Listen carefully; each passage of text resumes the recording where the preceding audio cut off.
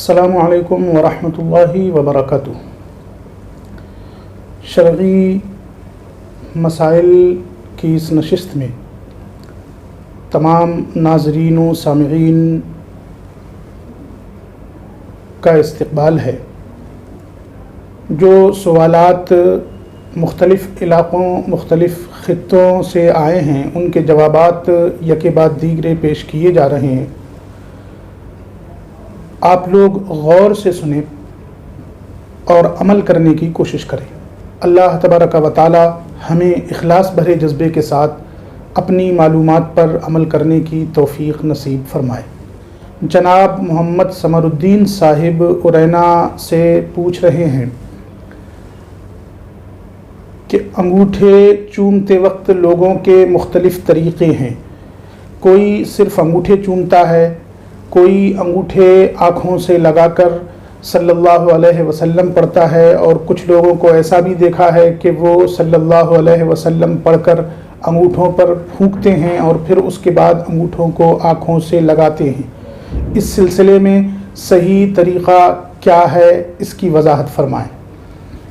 اذان میں رسول کریم صلی اللہ تعالیٰ علیہ وسلم کا نام سن کر یا اقامت میں آپ صلی اللہ تعالیٰ علیہ وسلم کا نام سن کر انگوٹھے چومنے کو علماء کرام اور ہمارے مشائخ اعظام نے پسند فرمایا ہے اور اس کو مستحب لکھا ہے، اور طریقہ یہ بتایا ہے کہ جب پہلی مرتبہ اشہد ان محمد رسول اللہ کہا جائے تو ہم صلی اللہ علیہ یا رسول اللہ یا صلی اللہ علیہ وسلم کہیں اور اپنے انگوٹھوں کو آنکھوں سے لگائیں۔ انگوٹھوں کے ناخنوں کو آنکھوں سے لگانا ہے، اور دوسری مرتبہ جب ہم اذان میں یہ کلمات سنیں تو قرۃ عینی بک یا رسول اللہ صلی اللہ تعالی علیہ وسلم پڑھ کر انگوٹھے آنکھوں سے لگائیں، اور لگانے کے بعد اللہم متعنی بالسمع والبصر یہ دعا پڑھیں۔ اس کے علاوہ دوسرے طریقے بھی کتابوں میں لکھے ہیں۔ مثلا پہلی مرتبہ ہم قرۃ عینی بک یا رسول اللہ صلی اللہ تعالی علیہ وسلم کہہ کر اپنے انگوٹھوں کے ناخنوں کو آنکھوں سے لگائیں، اور دوسری مرتبہ اشہد بک یا رسول اللہ صلی اللہ تعالی علیہ وسلم اللہم متعنی بالسمع والبصر کہہ کر آنکھوں پر لگائیں۔ لیکن یہ جو پھونکنے والا طریقہ آپ نے لکھا ہے یہ کسی کتاب میں نظر سے نہیں گزرا۔ ہاں، آپ اس پر عمل کریں تو زیادہ بہتر ہے۔ اس کے کئی فائدے علماء نے لکھے ہیں۔ پہلی مرتبہ جب اذان میں یہ کلمات سنیں تو اسی کلمے کو دہرائیں، یعنی اشہد ان محمد رسول اللہ کہیں، اور پھر صلی اللہ علیہ وسلم کہتے ہوئے اپنے انگوٹھوں کے ناخنوں کو اپنے انگوٹھوں کے ناخنوں کو آنکھوں پر لگا لیں۔ ایک طریقہ تو یہ ہے، پھر ایک مرتبہ تو اس کلمے کو سننے کے بعد یہ کرنا ہے، اور دوسری مرتبہ جب اذان میں یہ کلمہ آپ سنیں تو قرۃ عینی بک یا رسول اللہ صلی اللہ تعالیٰ علیہ وسلم پڑھ کر اپنی آنکھوں پر انگوٹھے لگائیں، اور لگانے کے بعد پڑھیں اللہم متعنی بالسمع والبصر۔ نامی اس میں گرامی رسول کریم صلی اللہ تعالیٰ علیہ وسلم سننے کے بعد آنکھوں پر انگوٹھے لگانے یا انگوٹھوں کے ناخن لگانے، انگوٹھے چومنے کے کئی فائدے علماء و فقہاء نے ذکر کیے ہیں۔ دوسرا سوال آیا ہے جس میں پوچھا جا رہا ہے کہ بینک سے جو انٹرسٹ ملتا ہے ہمارے ملک ہندوستان میں، اس کو اگر ہم لے لیں تو اس کا کیا کریں؟ اس تعلق سے وضاحت یہ ہے کہ جو انٹرسٹ یا سود یا منافع جو بھی نام دے لیں آپ، ہم سیونگ اکاؤنٹ کھولتے ہیں اپنے یہاں بینک میں تو ہمیں اس پر کچھ نہ کچھ انٹرسٹ ملتا ہے، اضافی رقم ملتی ہے، یہ لے سکتے ہیں، اور لینے کے بعد آپ غربا فقراء مستحقین کو اتنی رقم جو آپ کو اضافے میں ملی ہے تقسیم کر دیں، یہ بہتر ہے۔ ایک سوال اور آیا ہے کہ ٹخنوں سے نیچا پائجامہ یا پینٹ وغیرہ ہو تو نماز پڑھتے وقت کچھ لوگ اس کو فولڈ کر لیتے ہیں، الٹا کر لیتے ہیں، 2-4 مرتبہ موڑ لیتے ہیں اور پھر نماز میں کھڑے ہوتے ہیں، اور کچھ لوگ کہتے ہیں کہ اس طرح کر لینے سے نماز ہی نہیں ہوگی، تو اس سلسلے میں ہماری وضاحت فرمائیں۔ اس سوال کا جواب یہ ہے کہ اب کپڑے گھٹنے سے نیچے پہننا ہی نہیں چاہیے، اس لیے کہ گھٹنے سے نیچے کپڑے پہننا بہرحال مکروہ ہے۔ اگر تکبر کی وجہ سے ہے تو مکروہ تحریمی ہے، اور اگر تکبر کی نیت نہ بھی ہو تب بھی کم از کم مکروہ تنزیہی ضرور ہے۔ اس لیے کپڑا سلاتے وقت، کپڑا بناتے وقت یہ خیال رکھنا چاہیے کہ کپڑے ٹخنے سے نیچے نہ ہوں۔ نماز میں جس طرح کراہت ہے ویسے ہی نماز سے باہر بھی کراہت ہے۔ تو نماز میں جب ہم داخل ہوں اور ایسے کپڑے پہنے ہوئے ہیں جو ٹخنے سے نیچے ہیں تو ہمیں اسے فولڈ کرنے کی ضرورت نہیں ہے، بلکہ یوں ہی رہنے دیں، اس لیے کہ فولڈ کرنا بھی مکروہ ہے۔ آپ نے جو یہ کہا ہے کہ کچھ لوگ کہتے ہیں نماز ہی نہیں ہوگی، نماز تو ہو جاتی ہے، کپڑا الٹا ہو اس صورت میں بھی اور کپڑا ٹخنے سے نیچا ہو اس صورت میں بھی۔ بہرحال نماز کراہت سے خالی نہیں ہے، اگر آپ موڑتے ہیں تب بھی کراہت ہے، اور اگر آپ نیچا ہی رہنے دیتے ہیں تب بھی کراہت ہے، تو نیچے ہی رہنے دیں، اس لیے کہ موڑنے میں کراہت تو ہے ہی ساتھ وہ وضع کے بھی خلاف ہے، یعنی جو چیز آپ پہنے ہوئے ہیں اس میں وضع یہ ہے کہ نہ موڑی جائے، نیچے کو رہے۔ اس سلسلے میں بہت واضح اور صاف طور پر یہ سمجھ لیجئے کہ ہم بارگاہ الہی میں جب کھڑے ہو رہے ہیں تو ہمیں حکم یہ ہے کہ ہم اچھے سے اچھا انداز اپنائیں، یعنی اس انداز میں جس انداز میں ہم کسی دنیاوی عزت دار کے پاس یا اپنے سے بڑا ہم جسے سمجھتے ہیں اس کے پاس نہیں جا سکتے، اس انداز میں نماز میں نہ کھڑے ہوں۔ ان تمام چیزوں کو مکروہات میں شمار فرمایا ہے فقہا نے، لہٰذا یہاں بھی یہ خیال رکھیں کہ کپڑے الٹے کرنے سے بہتر یہ ہے کہ آپ ویسے ہی رہنے دیں جیسے پہنے ہوئے ہیں۔ البتہ سلاتے وقت یہ خیال رکھیں کہ کپڑا ٹخنوں سے نیچے نہ ہو، کیونکہ وہ بہرحال مکروہ ہے۔ ایک سوال محمد فہمی صاحب نے پیلی بھیت سے بھیجا ہے، وہ پوچھ رہے ہیں کہ جمعے کے دن جمعے کی نماز کے لیے اذان ثانی صف اول میں ہونا چاہیے یا مسجد کے دروازے پر ہونا چاہیے؟ اگر مسجد کے دروازے پر ہونا چاہیے تو کون سا دروازہ مراد ہے، اندر والا یا باہر والا؟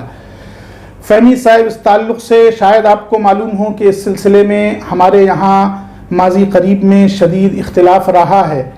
ایک موقف یہ ہے کہ اذان ثانی مسجد کے اندر ہونا چاہیے جمعے کے دن، ممبر کے سامنے خطیب کے پاس پہلی صف میں، اور ایک موقف یہ ہے کہ مسجد کے باہر ہونا چاہیے، مسجد کے باہر ہو اور خطیب کے سامنے رہے۔ دونوں موقف آپ کے سامنے ہیں۔ میرا مشورہ یہ ہے کہ یہ مسئلہ کوئی ایسا نہیں ہے کہ اس پر لڑائیاں کی جائیں اور مسلمانوں کے درمیان انتشار پھیلایا جائے یا کسی مسجد میں اختلاف کے بیج بوئے جائیں۔ آپ جس مسجد میں نماز ادا کرتے ہیں وہاں جہاں بھی اذان ہو رہی ہے وہاں ہونے دیں، آپ کی نماز بہرحال ہو جائے گی، اور کسی طرح کا اختلاف یا انتشار اس حکم کو لے کر نہ کریں تو زیادہ بہتر ہوگا، اس لیے کہ اذان اندر بھی ہو سکتی ہے اور باہر بھی ہو سکتی ہے، اس سے نماز پر کوئی اثر نہیں پڑتا۔ پیلی بھیت ہی سے دوسرا سوال ہے کہ سب سے پہلے قرآن پاک کی کون سی صورت نازل ہوئی اور سب سے آخری آیت یا صورت کون سی ہے؟ اس کی وضاحت یہ ہے کہ مشہور قول کے مطابق سب سے پہلے اقرأ بسم ربک الذی خلق یہ آیتیں نازل ہوئیں، اور سب سے آخری آیت الیوم اکملت لکم دینکم واتممت علیکم نعمتی ورضیت لکم الاسلام دینا ہیں، مشہور قول کے مطابق۔ امید ہے کہ آپ سمجھ گئے ہوں گے۔ ایک سوال سیتاپور سے محمد آصف صاحب نے بھیجا ہے، وہ قبروں کو برابر کرنے اور قبروں کے تسویے کے تعلق سے انہوں نے 2 حدیثیں نقل کی ہیں۔ پہلی حدیث میں تو یہ ہے کہ اللہ کے رسول صلی اللہ تعالیٰ علیہ وسلم نے قبروں کو برابر کر دینے کا حکم فرمایا۔ اب اس سلسلے میں جب قبروں کو برابر کرنے کی بات آتی ہے تو علماء اہل سنت یہ کہتے ہیں کہ یہاں مشرکین کی قبروں کو برابر کرنے کے لیے بھیجا تھا اللہ کے رسول صلی اللہ تعالیٰ علیہ وسلم نے۔ اس پر انہوں نے دوسری حدیث پیش کی ہے کہ دوسری حدیث میں ایک صحابی نے قبر میں دفن کرنے کے بعد قبر کو برابر کر دینے کا حکم دیا، تو کیا یہاں بھی یہ مشرک کے لیے ہے؟ یہاں تو ظاہر یہ ہے کہ جس کو دفن کیا گیا وہ یا تو صحابی ہے یا تابعی ہے، اس لیے کہ صحابی خود دفن کروا رہا ہے۔ اس کا مطلب یہ ہوا کہ مومنین کی قبروں کے تعلق سے بھی تسویہ کا حکم ہے، یعنی اس کو برابر کر دینے کا۔ جواب کچھ تفصیلی ہے۔ آصف صاحب، ہم آپ کو بتا دیں کہ لفظ تسویہ جو عربی میں آیا ہے، یا یسوی یا تسویے کے الفاظ، تسویے کے کلمات جو بھی احادیث میں وارد ہوئے ہیں، پہلے آپ کو یہ سمجھنا ہوگا کہ تسویہ کا مطلب کیا ہے۔ تسویہ کا مطلب برابر کرنا ہے، لیکن برابر کرنے کا کیا مطلب؟ ایک تو برابر کرنا یہ ہے کہ زمین کے بالکل برابر کر دیا جائے، یعنی قبر کا کوئی نشان ہی نہ چھوڑا جائے، اور ایک برابر کرنا یہ ہے کہ قبر کا نشان چھوڑ دیا جائے، لیکن جو نشان چھوڑا جائے اس کو ٹھیک ٹھاک برابر کر کے چھوڑا جائے، اس میں اوبڑ کھابڑ نشیب و فراز نہ ہو۔ ایک یہ مطلب بھی ہے برابر کرنے کا۔ تو جو عربی میں تسویہ استعمال کیا گیا ہے، وہاں مراد کیا ہے یہ سمجھنا پڑے گا، اس لیے کہ انہی احادیث کو لے کر یہ استدلال کیا جاتا ہے کہ قبروں کو ختم کر دیا جائے اور قبروں کو زمین کے برابر کر دیا جائے، اور یہیں سے آپ کو یہ شبہ لگ رہا ہے کہ آخر جب احادیث صحیحہ میں تسویہ قبور کا ذکر آیا ہے تو پھر ہمارے یہاں یہ رواج جو چلا آیا ہے کہ ہم قبروں کو بناتے ہیں اور اس کو زمین کے برابر نہیں کرتے، یہ کیوں چلا آیا ہے، اور ان احادیث کو کس معنی پر محمول کیا ہے ہمارے علماء کرام نے، ہمارے فقہائے اعظام نے۔ تو اس سلسلے میں آپ پہلے تسویہ کا مطلب سمجھیے۔ دیکھیے قرآن کریم میں ہے انسان کی تخلیق کے تعلق سے خلقک فسواک فعدلک، اس نے تم کو پیدا کیا پھر برابر کیا۔ اب آپ اندازہ لگائیے کہ انسان جس کے نقشے میں، جس کے چہرے میں کہیں ناک ہے، ناک کی اونچائی ہے، کہیں آنکھوں کے گڑھے ہیں، لیکن پھر بھی قرآن کہہ رہا ہے برابر کیا، تسویہ کیا، فسواک فعدلک۔ تو تسویہ کا مطلب کیا ہے؟ تسویہ کا ذکر احادیث میں آیا ہے، اس میں کوئی شک نہیں ہے، لیکن یہ بھی دیکھنا چاہیے کہ وہیں احادیث میں قبروں کے کوہان نما ہونے کا ذکر بھی موجود ہے، اور یہ بات بھی مذکور ہے کہ قبریں کوہان نما ہوتی تھیں زمانہ رسالت میں بھی اور زمانہ صحابہ میں بھی۔ تو یہ کوہان نما قبر ظاہر ہے کہ زمین کے برابر تو نہیں، زمین سے ملا تو نہیں دی گئی۔ کوہان نما ہونے کا مطلب ہی یہ ہے کہ وہ زمین سے کچھ اونچی ہے، ہاں اتنی اونچی نہیں ہے کہ بہت زیادہ اونچائی کر دی جائے اس کی اور اس کو چبوترے کی حیثیت دے دی جائے، اس پر لوگ بیٹھنے لگیں، اس پر لوگ چلنے لگیں، اس پر لوگ سونے لگیں۔ وہ کوہان نما ہے اور زمین سے کچھ اونچی ہے۔ ہمارے فقہا کا موقف بھی اس سلسلے میں یہی ہے کہ قبر زمین سے 1 یا 1.25 بالشت اوپر ہونی چاہیے، کوہان نما ہونی چاہیے، اسی کو ہمارے فقہا نے لیا ہے۔ اب جب احادیث میں یہ بات موجود ہے کہ قبر کوہان نما ہونا چاہیے، تو تسویہ کا مطلب اسی کی روشنی میں سمجھیے تاکہ دونوں احادیث میں کسی طرح کا کوئی تعارض نہ ہو۔ زمین سے بہت زیادہ اونچی قبر بنانا یہ یقیناً مکروہ ہے، ہمارے فقہا نے خود اس کو ناجائز لکھا ہے، لیکن جو کوہان نما قبر کی بات ہے وہ تو احادیث میں بھی مذکور ہے، فقہا کی صراحتوں میں بھی مذکور ہے، لہذا اس کا انکار نہیں کیا جا سکتا۔ اب ہو سکتا ہے آپ سوال کر رہے ہوں ان گنبدوں کے تعلق سے جو قبروں کے ارد گرد بنائی جاتی ہیں، یا قبروں کے برابر میں کوئی جگہ ایسی بنا لی جائے جس پر لوگ نماز پڑھ رہے ہیں، جہاں لوگ سجدے کر رہے ہیں، یا وہاں کوئی بہت بڑا گنبد بنایا گیا ہے، اس کے تعلق سے آپ پوچھنا چاہ رہے ہیں۔ تو جواب یہ ہے کہ ان احادیث میں قبروں کو برابر کرنے اور قبروں کو بہت زیادہ اونچا کرنے سے منع کیا گیا ہے۔ قبروں کے برابر میں بنائی ہوئی کسی عمارت کو، یا قبروں کے علاوہ قبر سے آس پاس قبر کے ماحول میں، قبر کے ارد گرد اگر کوئی عمارت اونچی کھڑی کی جائے، ان عمارتوں پر یہ احکام نافذ نہیں ہوں گے۔ امید ہے کہ مولانا آصف صاحب میری بات سمجھ گئے ہوں گے۔ ایک سوال آیا ہے کہ گھر میں کسی کا انتقال ہو جائے تو اس کے بعد گھر ٹھنڈا کرنا کیسا ہے؟ ٹھنڈا کرنا یعنی پورے گھر میں کلر کیا جائے، پورے گھر کو دھویا جائے، نیا کیا جائے سب کچھ۔ یہ نہ ضروری ہے، نہ واجب ہے، نہ مستحب ہے۔ نہ معلوم یہ رواج کہاں سے چلا آیا ہے اور کن علاقوں میں ہوتا ہے، لیکن اس کا شریعت سے کوئی تعلق نہیں ہے۔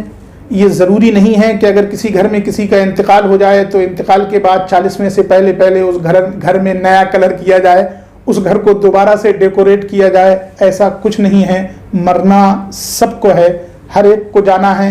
یہ اس خیال سے اگر ہو رہا ہے کہ کہیں ایسا نہ ہو کہ دوبارہ موت آ جائے تو یقیناً غلط ہے۔ یہ اس خیال سے اگر ہو رہا ہے کہ گھر میں موت ہو گئی، منحوسیت آ گئی تو یقیناً غلط ہے۔ ہم اپنے گھر کے اندر ہی رہیں گے اور رہتے رہتے ایک دن دنیا سے چلے جائیں گے۔ ہمارا یہاں سے جانا نہ کسی طرح کی بدنصیبی ہے، نہ کسی طرح کی منحوسیت ہے، بلکہ یہاں سے جانا یہ برحق ہے۔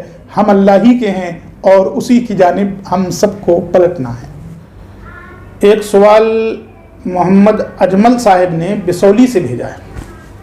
سوال یہ ہے کہ میت کو دفنانے میں جلدی کرنا چاہیے یا دیر؟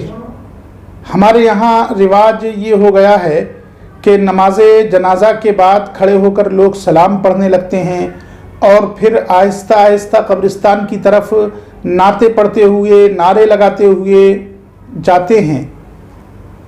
تو کیا اس کا حکم ہے؟ اس سلسلے میں اچھی طرح یاد رکھیں کہ مردے کی تدفین میں جلدی کرنے کا حکم ہے،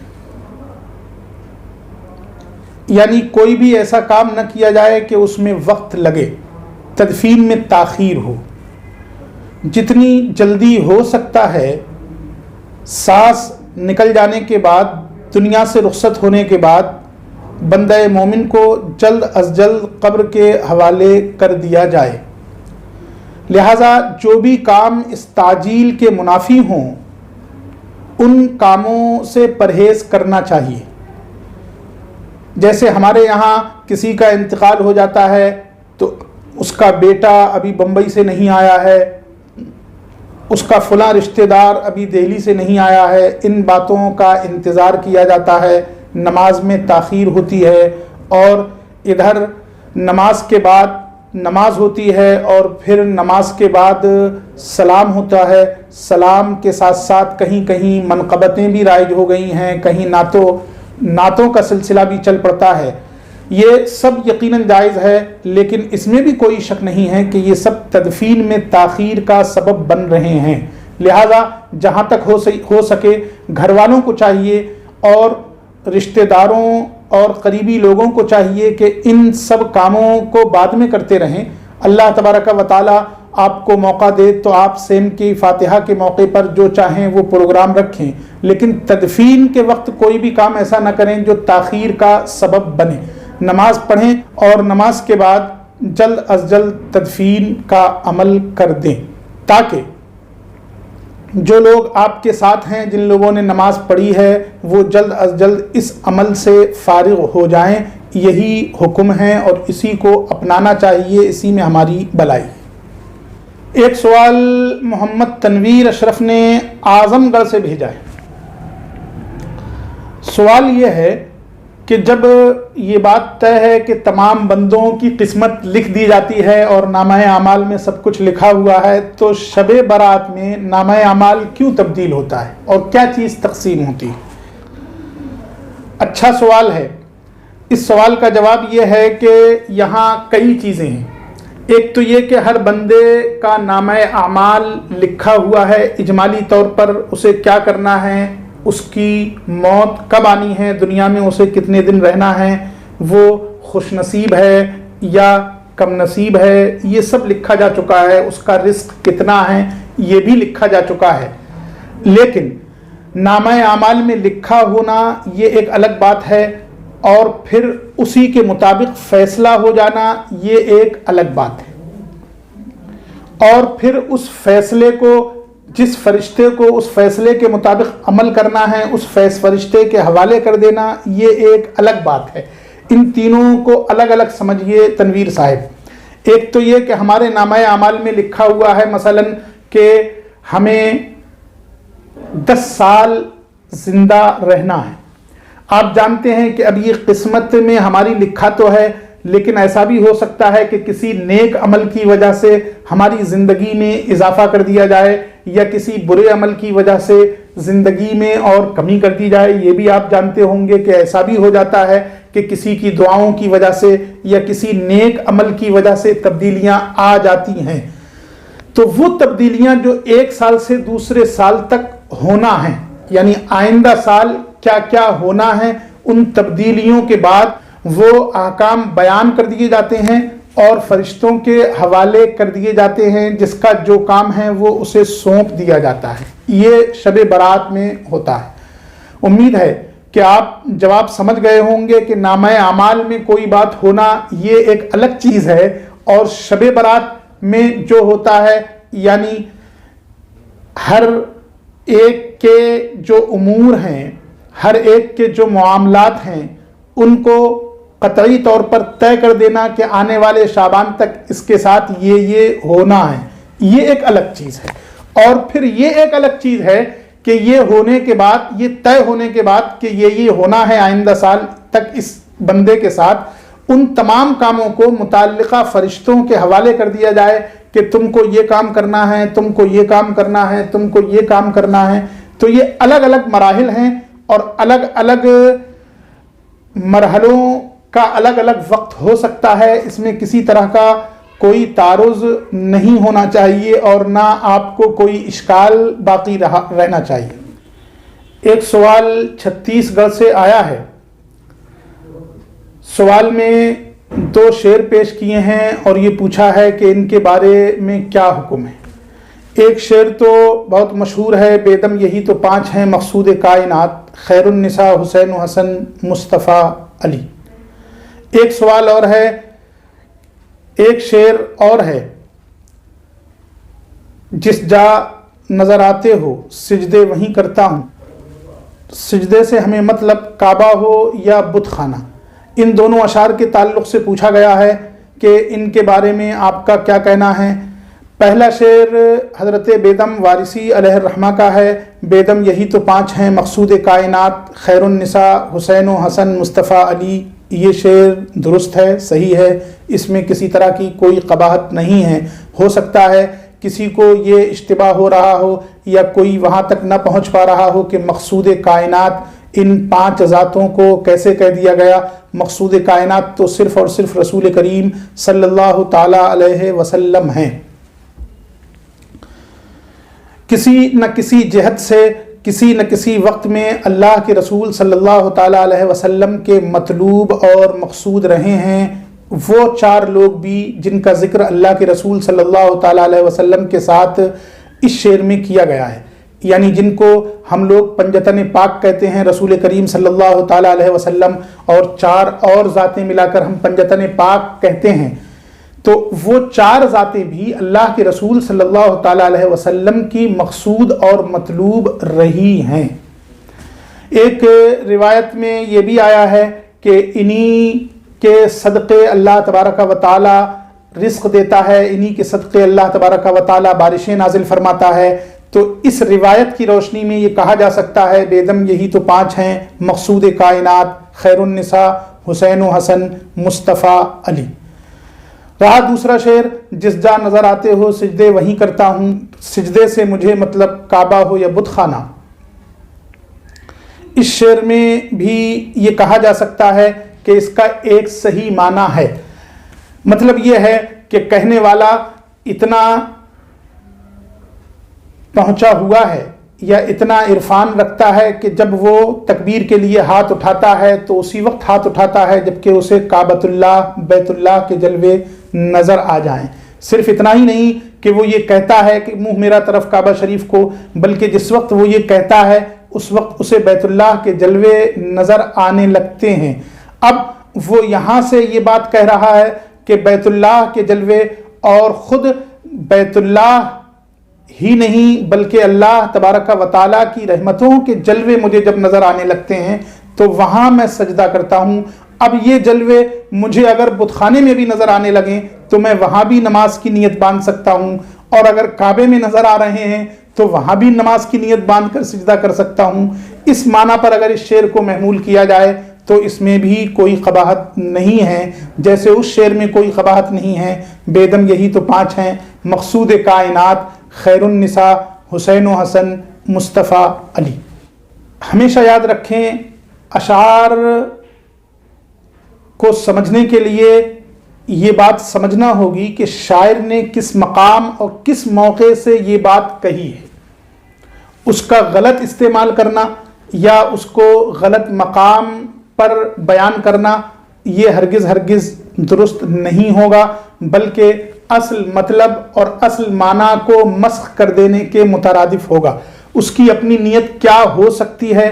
اگر کوئی صحیح نیت اور صحیح معنی نکل سکتا ہے تو اشعار کو اسی معنی پر اسی نیت کے ساتھ محمول کرنا چاہیے، ان کو غلط کہنے کی جلدی نہیں ہونا چاہیے، اور اسی طرح غلط مقام پر ان کا استعمال بھی نہیں کرنا چاہیے۔ ایک سوال محمد انس صاحب نے کیا ہے۔ سوال یہ ہے کہ ایک صاحب نے عید الاضحیٰ کے موقع پر بکری خریدی اور عید الاضحیٰ کے موقع پر اس کی قربانی بھی کر دی گئی۔ پہلے سے معلوم نہیں تھا، لیکن جب بکری کی قربانی کی گئی تو بکری کے پیٹ میں بچے نکلے اور وہ بچے مر گئے۔ اب یہ قربانی کرنے والا پریشان ہے کہ میں کیا کروں۔ اس سوال کا جواب یہ ہے کہ بکری خریدنے کے بعد دیکھنا چاہیے تھا، غور کرنا چاہیے تھا کہ کہیں یہ حاملہ تو نہیں ہے، اس کے پیٹ میں بچے تو نہیں ہیں، اور اگر یہ حالت تھی تو اس کو اس وقت ذبح نہیں کرنا چاہیے تھا۔ لیکن اگر یہ غلطی ہو گئی ہے اور بچے بھی مر چکے ہیں یا مرے ہوئے نکلے ہیں پیٹ کے اندر سے، تو اب اس سلسلے میں کچھ نہیں کیا جا سکتا۔ بکری کی قربانی ہو گئی اور وہ اپنے فریضے سے سبکدوش ہو گئے، یعنی ان پر جو قربانی واجب تھی وہ ادا ہو گئی۔ اب اس سلسلے میں کسی قسم کے وہم کا شکار نہ ہوں۔ اللہ تبارک و تعالی ہم سب کو ہدایت کی توفیق نصیب فرمائے اور تمام مصائب و آلام سے اپنی پناہ میں رکھے۔ جیسا کہ اس سے پہلے جمعے میں آپ لوگ سماعت کر چکے ہیں کہ اب رمضان کے مہینے میں انشاءاللہ رمضان المبارک سے متعلق سوالات کا جواب دیا جائے گا، تو آئندہ جمعے سے رمضان المبارک سے متعلق جو سوالات آئیں گے انہی کا جواب دیا جائے گا۔ لہٰذا آپ لوگوں سے گزارش ہے کہ سوالات رمضان المبارک کے تعلق سے ہی بھیجیں، اور ان سوالات کے جوابات رمضان المبارک کے ماہ مقدس میں دینے کی کوشش کی جائے گی، تاکہ وہ سوالات رمضان کے بعد باقی نہ رہ جائیں۔ جو دیگر سوالات ہیں وہ سب رمضان کے بعد ان کے جوابات دیے جائیں گے۔ السلام علیکم ورحمۃ اللہ وبرکاتہ۔